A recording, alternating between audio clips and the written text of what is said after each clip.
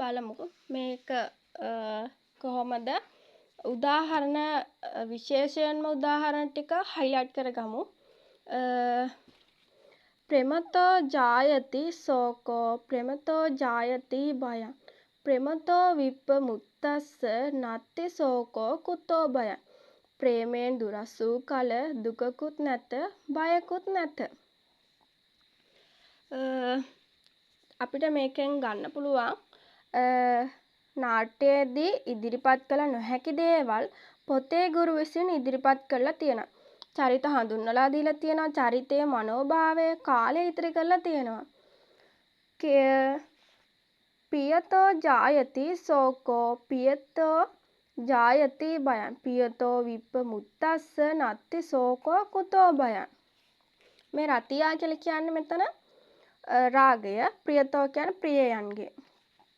ජායති සෝකෝ රතියා ජායති සෝකෝ රතියා ජායති භයං රතියා විප්පමුත්තස්ස නත්ති සෝකෝ කුතෝ භයං.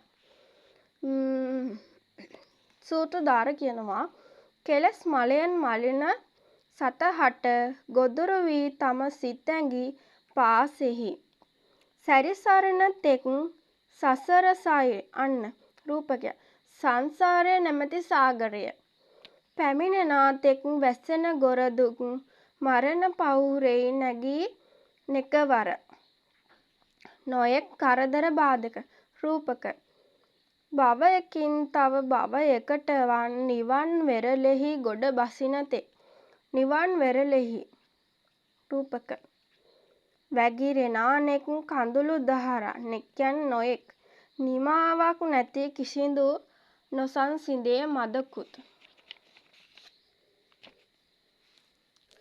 අපිට දැන් ගන්න පුළුවන් උදාහරණ ටික තමයි ඒ කියන්නේ ඕනෑම නාට්‍යයෙන් ඕනෑම විචාරයක් ලියා ගන්න පුළුවන් උදාහරණ ටිකක් බලමු. මේකේ රූපක ගත්තොත් පුලිඟු මෙන් අලු අතර සැඟවි. පුලිඟු මෙන් කියන්නේ ගිනි පුපුරු. රූපය ශබ්දය ගන්ධය මෙලෙවි මෙලෙවි අනුප්‍රාසය තියෙනවා. පැරණි භාෂාවක් යොදාගෙන තියෙනවා. සද්ධර්මාලංකාරය සරණ තිලකා කතා පුවත පාදක කරගනිමින් තමයි මෙම නාට්‍ය නිර්මාණය කරලා තියෙන්නේ. එතකොට දැන් අපිට හම්බ වෙනවා චරිතය උද්දාලගේ චරිතය. පිය සිසුනේ සිදු වූයේ විපතක්ය මට මහත් නොදැනේය පුවත් කිසි සිතමාගේ විය උල්ය. මෙතෙක් කල් ඔබ හැමට දුන්නේ උපදෙස් මාය. දැන් ඔබෙන් උපදෙසක් මට ලබා ගන්ට වේ. කිය මට කුමක් හෝ විගස අස්සනු මා. මේකෙන් කියන්නේ නිහතමානී චරිතයක්. සරල කටවහර යොදාගෙන තියෙනවා. එතකොට අපිට ආයි ගන්න පුළුවන් චිත්ත රූප සංකල්ප රූප පෙන්නලා දීලා තියෙනවා. මුළුගත වෙවුලයි දහඩිය වැගිරේ. කිසි කල නැත අප ඔබතුම දුටුවේ. මේසා චංචල ගතියෙන් පසුවනු. ආයි අපිට ගන්න පුළුවන් අස්සසේ සිටිනු මැන ගුරු දේවියනි අපගේ. ඊට පස්සේ හිඳගත නොහැකිය මාපිය දප්පුල එකලස් කරගන්නා තුරු මාසිත. අර දැන් ස්වර්ණ තිලකාව දැකලා උද්දාලගේ සිත එක තැනක තියාගෙන ඉන්න බෑ. ඒක තමයි මේ මෙතන කියන්නේ. ඔබතුමා විඩාවට පත්ව ඇති වෙලාවේ සිප්සලට නොආවද නැත වරද නැත දොසක් කිසිදු අප සිතන්නේ. දැන් ශිෂ්‍යයන්ද කියනවා ඔබතුමා අපිට ශිල්ප දක්වන්න ආවට කමක් නැහැ. නාවට කමක් නැහැ කියලා. එයාලා බලනවා දැන් උද්දාලට මොකද්ද උනේ කියලා. එතකොට උද්දාල මෙහෙම කියනවා. කාලකන්ණියේ දුටුවෙමි මම අද කවර පාපයක් දෝ පෙර නොදෙනෙමි. සක්මන් කරමින් හුන්නෙමි වනි. දැන් උද්දාල කියන චරිතය කාන්තාවන් ප්‍රතික්ෂේප කළ කෙනෙක්. එතකොට දැන් ස්වර්ණ තිලකාව දැක්කට පස්සේ උද්දාල අර කර කියා ගන්න දෙයක් නැතිය වගේ මේ කල්පනා කරනවා. එතකොට උද්දාල කියන්නේ කාන්තාවන් ප්‍රතික්ෂේප කළ කෙනෙක්. මෙතන කටවහර තියෙනවා පුරාණෝක්තිය අතර පුරාණෝක්තිය හා නාට්‍ය අතර වෙනස පැහැදිලි කරලා තියෙනවා. ආයි ගන්න පුළුවන් අපේ මේ සිප්සලේ සීමාව ඇතුළතට නැත වසර ගැහැණුන්ට පිවිසෙන්ට කිසි කලෙක රකින බඹසර කුමරුවෝ වෙමු. තතු නොදන්නෝ නොවෙති ඒ ගැන ගොස් පලවා හැරිය යුතුය. යළි නොයෙන්ට අප පියසට. මෙතන කතක කියලා කියන්නේ කාන්තාව. ආයි මෙතන උද්දාල බමුණා කියනවා කිරිපැණින් මුවදවා ඉවත් කළ හැකි කිලුටු මලකින් නොවේ මේවර මලින වූයේ. සිත් සතන් මගේ ශිෂ්‍යයනි ප්‍රිය. දැන් උද්දාල බමුණා කාන්තාවක් දැක්කොත් කිරිපැන් කල 16කින් මූණ හොදනවා. දැන් මෙහෙම කියනවා දැන් ශිෂ්‍යයන්ට කියනවා කිරිපැන් කලකින් මූණ හේදුවත් ඒ මලකින් ඒ කිලුටුකම යවන්න බෑ කියලා. ඇස වැටුණු දූලී රොද පිස දමා හරිනමෙන් මේ උපමාව. එතකොට ආයි තියෙනවා උපමා ව්‍යත්හාර යොදාගෙන තියෙනවා ගල් ටැඹක්සේ පරඩැලක්සේ.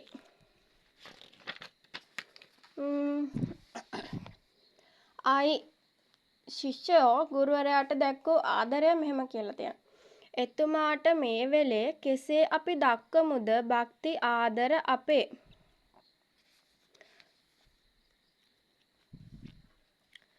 ශිල්පය අගය දැනගැනීමට මෙහෙම කියනවා. සදා කාලික දේක ශිල්පය ධනන් මෙන්නත චපල වන්නේ. මහලු වයසෙහි පිහිටවන්නේ දුකෙහි සැපයිදම නොහැර ඉන්නේ. සන්න තිලකාගේ රූමත් භාවය ගන්න පුළුවන්. සන්න තිලකා වීය ඇගේ නම සර්ණ වර්ණයේ ඇගේ දේහය. සර්ණ මාලා කළඹ සදිසිය සිහින් සිරුරුන් නිකුත් රශ්මිය. මෝහ කරවන ධනන් චින්තය වර්ණ ගන්ධ ස්පර්ශ ඈයුතු දුටු ඇසිල්ලෙහි රාග මොළවන ඇගේ නම විය සන්න තිලක. මේ සන්න තිලකා කියන්නේ රූමත් ලස්සනම ස්ත්‍රියක්. කියන්නේ කාටවත්ම එය ඇගේ තියෙන ලස්සන රන්වන් පාටින් බැබලෙන ස්ත්‍රියක්.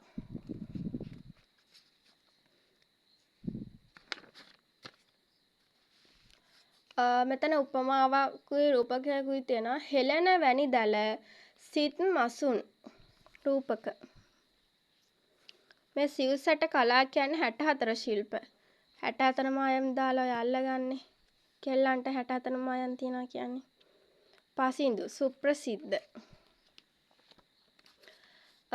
තව එකක් තියෙනවා දැන් ගැහැණු මෙහි නොපිය සිටි රුචි නොවේ ඇදි රිදුට මගමු සහවාසය. සන්න තිලකා තමන්ගේ පියත් එක්ක උද්දාලගේ නිවසට එනකොට සන්න තිලකා යන්නට සැරිසරනයි. කියන්නේ අර උද්දාල බලන්න ඇවිල්ලා සන්න තිලකාව මේ යවනවා ශිෂ්‍යයෝ ටික.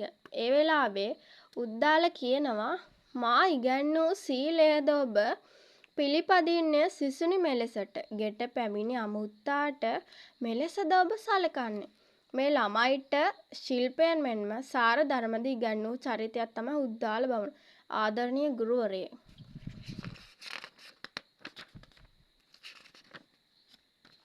අපි දෙවෙනි අංකය බලමු. මෙන්න තියෙන උද්දාල බමුණ කියනවා කටවහර තමයි මෙතන යොදාගෙන තියෙන්නේ. මැණික නම් මැණික වේ. කිලිටු පස් යට තිබී ලැබුණමුත් මැණික නම් මැණික වේ. සන්න තිලකා කියනවා නොවෙමි සම ඔබ බිරිඳ තනතුරට ඇදුරනි මම සැඩල් දුවක් වෙමි. හීන කුලයේ උපන් උභයකුල පරිශුද්ධ බමුණෙක්ය ඔබතුමා. ලොව පසිඳු පඩිතුමෙකි. ලත් නොමද කිස් යස. සිප් නොදත් ලද බොළඳ කතෙකි මම. මෙතන නාට්‍ය හා පුරාණෝත්‍ය අතර වෙනස තියෙනවා. සනතිලකාගේ චරිත නිරූපණය, සනතිලකාගේ අවංක බව පෙන්වලා දීලා තියෙනවා. නැන සයුර, සිත් නැමැති සාගරේ රූපක. නාට්‍ය හා පුරාණෝත්‍ය අතර වෙනස ගත්තොත් ස්වාමියෙකු සරණ පාවා ගන්න මා සිතේ අදහසක් නොවී කිසි. රූපකයක් මෙතන තියෙන පාළු කතරකි. ඒ කියන්නේ මගේ හදවත නැමැති කාන්තාවයි.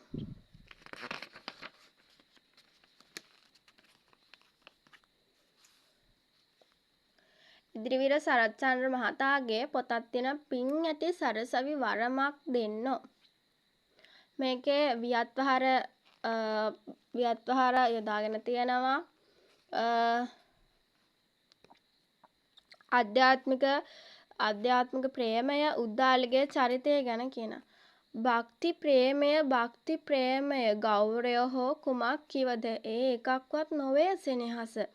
ඈත සිට පිරිනමන භක්තිය ගෙනත් පාමුල තබන බුහුමන ඒ එකක්වත් නොවේ සෙනෙහස.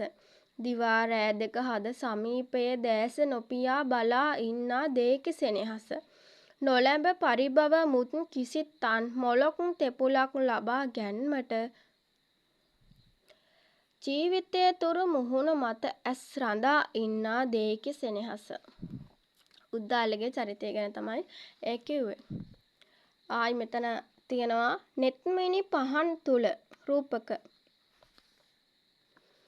සනතිලකාගේ චරිත ලක්ෂණ ගත්තොත් සනතිලකා ලස්සන රූපයක් තියෙනවා. අවංක බව, ප්‍රතිභක්තිය, කුතුහලයක් තියෙනවා. දුරදක්නා නුවණ, අනාගතයේ චකිතයෙන් සිටීම. ආදරණීය බිරිඳක්. තුන්වෙනි අංකණය ගත්තොත් ඒකෙත් අපිට රූපක ගන්න පුළුවන් ජීවිතයේ සාගරයේ පාවෙමින් යන ඔරුව. සජීවී සංකීර්ණ චරිතයක්. අනුප්‍රාසය ජීවිතයේ අර්ථාර්ථය පෙන්වලා දීලා තියෙනවා. වැළඳගෙන හුන් නෙමිය දඬුරු කවි ලොවේ ඇති මිනිස් පිළිරු. හුස්ම නොහලන හදවතක් නැති ප්‍රාණ වායුවේ කැවුවෙම තුලට දඬුරු. ආයි මෙතන අපිට ගන්න පුළුවන් මුදු මොලොක් තරුණ සිත සුළුදයෙන් කලකිරේ. බොළඳ සිතුවිලි රසක් නැග එය ශනිකයෙන්. දුරදක්නා නුවණ සනතිලකාගේ චරිතය. එතකොට ආයි මෙතන අපිට ගන්න පුළුවන් අධික ලෙස අප දෙදෙන විඳින මේ ප්‍රීති ප්‍රමෝදය. චකිත වේ සිත මගේ මිරිගුවද්ද මේ සියල් අතුරුදහන් වන සැනකින්. මේ දුරදක්නා නුවණ සංවේදී බව තමයි මෙතන පෙන්වලා දීලා තියෙන්නේ. ශිෂ්‍යයන්ගේ කලබලකාරී බව හා දුරදක්නා නුවණ නැමැති බව පැහැදිලි කරලා තියෙන්නේ. ඉවසනුය කියති ඔබ හැමදාම අග්නිදත්ත කොතෙක් කලක් ඉවසාගෙන සිටිය හැකිද?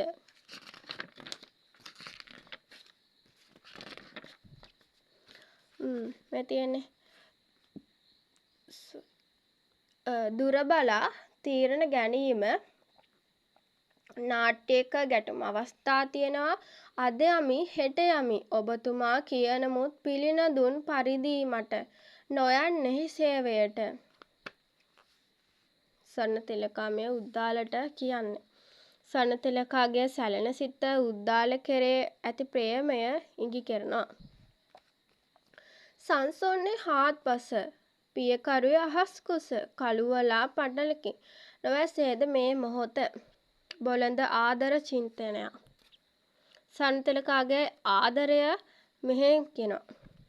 දිනෙන් දිනම වැඩෙනු විනා සෙනෙහස ඔබ කෙරෙහි උපන් අරුචි බවක් කෙලෙසද මා සිත තුල කිසි විට නගින්නේ. කුමටද මා අමතන්නේ ඇදුරුතුමා යන පදේ නොවෙමිද මම ඔබ සැමියා ඔබගෙන් පෙම් බසක් පතන. ප්‍රේමණීය හැඟීම් මෙතන ඉස්මතු කරලා තියෙනවා. ඇදුරුතුමා වන්න මගේ නුදුන් නමුත් ශිල්ප ශාස්ත්‍ර ජීවිතයේ ගිරි දුර්ගය නගෙන්ට අත්වැලක් දෙන්න. ඉතින් ඔයාලත් මේ ටික මේ උදාහරණ හයිලයිට් කරලා තියාගන්න. දුර දක්නා නුවණ තියෙන පෙම්වතියක් සේම පතිවත රකින්න කාන්තාවක්. රාජ සේවය කරන විට හෝ සිසුන් මැද හිඳ ශිල්ප දෙන කල ඉවත් කරනට වේය මොහොතක් රැඳී ඇති මා සිතෙහි නිරතුරු මනෝමය වූ ඔබේ රූපය දැනේ මට එය වියෝවක්සේ. ආදරණීය සැමී, මේ දැන් ශිෂ්‍යෝ ටික සරණතිලකාව මරන්න තමයි මේ තියෙන ශිෂ්‍යයන්ගේ කුමන්ත්‍රණකාරී බව.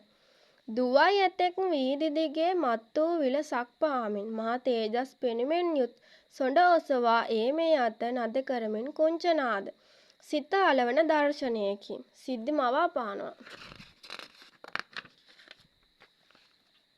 පතිවත රැකපු බිරිඳක් ස්වාමි භක්තිය තියෙන මා සමිඳුන් නැති අතරේ කෙලෙසද මා බැහැර යන්නේ අසිරිමත් වූ දෙයක් වෙතත් කුතුහලයක් ඇතත් සිතේ.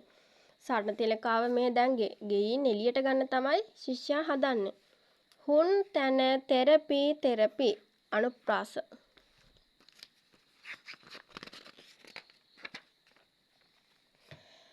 සරණතිලකා සොඬින් ඔසවා උඩ දමා ඇය බිමට හෙළුවේ. රුදුරු ලෙස ඇය මරා දැමුවේ සුණු විසුණු කොට සිරුර මොළ කැටි.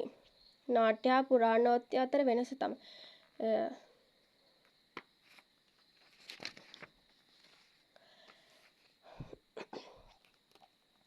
මැරෙව්වෙමු අපි ඒ ළඳ පව් කිලියක් වන ඇයගේ පව් හසරින් ඔබතුමාද මුදවා ගන්නාටිය. දැන් ශිෂ්‍යෝ හිතුවේ මේ සරණතිලකා මායාකාර ගෑනු කෙනෙක් කියලා.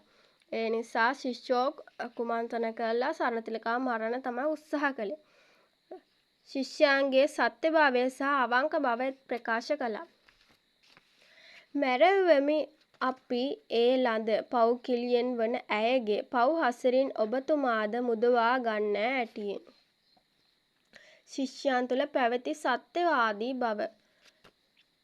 එසේ වේනම් සරණතිලකා මැරුම් කෑවේ මා අතින්මයි. මගේ පණ හා සරිව ඉන්නා සිසුන්ගෙන් නම් මැරුම් කෑවේ මා අතින්මයි. බලන්නකො එතන ලස්සන. සැබෑ ගුරුවරයා දරුවාගේ ජයග්‍රහණය මෙන්ම පරාජයද විනිර්මුක්ත නොවිය යුතුයි.